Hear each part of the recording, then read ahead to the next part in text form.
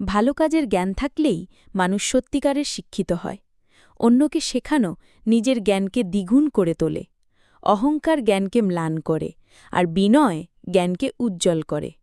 অল্প জানা মানুষ বেশি কথা বলে, আর বেশি জানা মানুষ নীরব থাকতে জানে। শিক্ষা কখনো শেষ হয় না, জীবনটাই আসলে এক দীর্ঘ বিদ্যালয়।